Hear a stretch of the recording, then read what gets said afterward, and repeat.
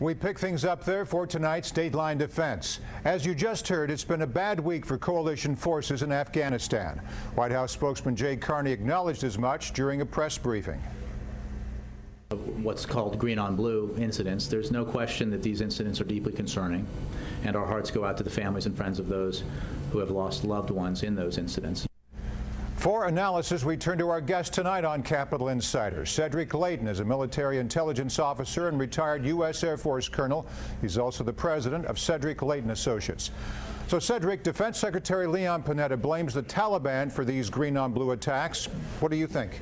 Well, Morris, certainly these types of attacks are the result of Taliban actions. The Taliban has been a very major player in the Afghan war, as we all know. And between them and al-Qaeda, they have done much damage to U.S. forces. They have created a havoc for the Afghan civilian population, and they've resulted in a war zone being not only in specific local areas, but really throughout the Afghan countryside. There are pockets of areas that are basically been liberated from the Taliban, but there are also significant areas that the Taliban still has, and that makes it very, very difficult for U.S. and coalition forces.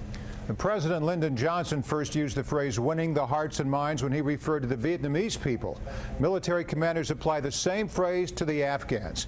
How can soldiers accomplish that lofty goal when they're looking over their shoulders at the Afghan next to them, Cedric? Well, it's going to be very, very difficult, Morris, and it's one of those situations where really the Afghans that cannot be trusted are the ones that are the most dangerous. And given the cultural differences and really the idea of self-preservation that most Afghans have, because they know that we're going to be leaving in 2014, there's really no way out of this situation unless you really leave before the actual announced withdrawal. And that creates some real significant problems from a strategic and from a military perspective that I don't think we've thought through very well. It's a mess. We could talk about it all night. Let's move on to the next topic. Ecuador's foreign minister says he thinks the man behind WikiLeaks, Julian Assange, faces a real threat of political persecution, including extradition to the U.S. for leaking secret U.S. State Department cables. He says Assange would not receive a fair trial and could face the death penalty. What here is that overblown? It's absolutely overblown. There is no way that Assange, if he were brought to trial in the United States, would receive the death penalty. That is something that is reserved for people who are in the military, who commit treason. It is something that is handed down very, very rarely. It has not been handed down since World War II when we did it for a deserter, and it's something that Assange would not face at all. Well, meanwhile, Ecuador has granted him asylum, but Britain still has a warrant for his arrest. Is this over? Oh, Morris, absolutely not. Unfortunately, it's going to go on because the Ecuadorians see this as a way to tweak the U.S. noses, and it also is a way for them to get back at Britain for keeping Assange under wraps and for keeping him within their embassy. So it's going to be a very, very difficult scenario for us to deal with from a diplomatic and from a political standpoint. And as you know, Ecuador is aligned with Venezuela, and that has its own dynamic.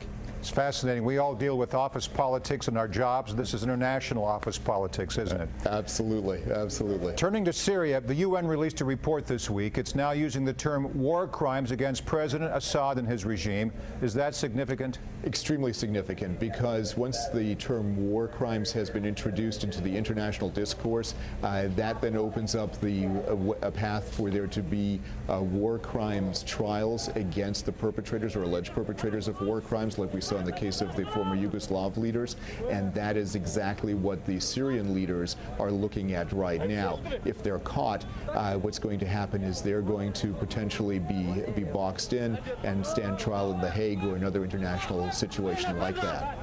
Now, the French foreign minister traveled to Jordan today. He says Assad is a butcher and called for a quick political transition.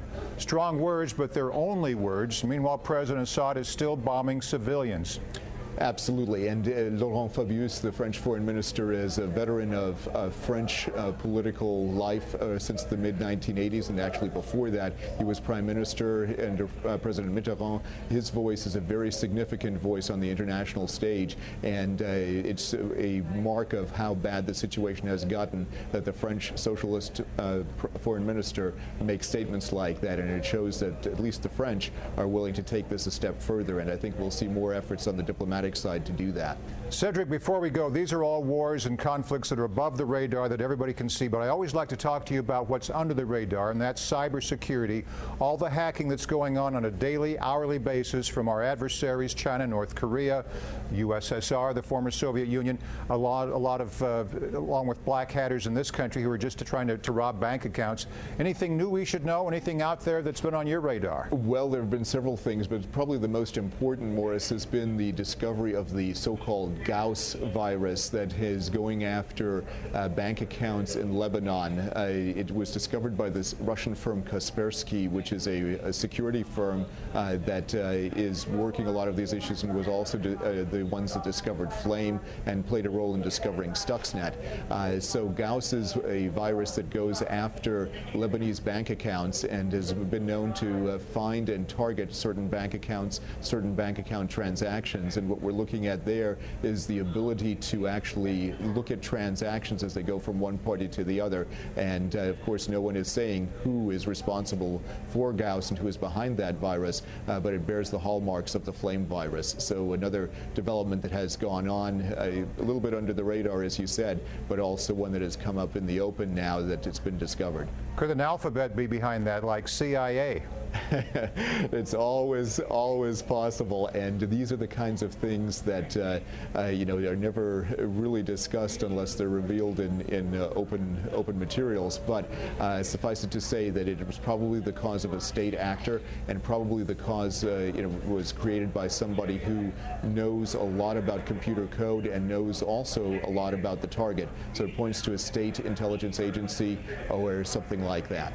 All right, well, you know, we're all full-fledged Americans. I know if other countries aren't in on it, we sometimes are in on it, so it's the Wild West out there on the web. Most definitely. Cedric Leighton, president of Cedric Leighton Associates, thanks for being with us tonight on Capital Insider. My pleasure, Morris. Thanks for having me.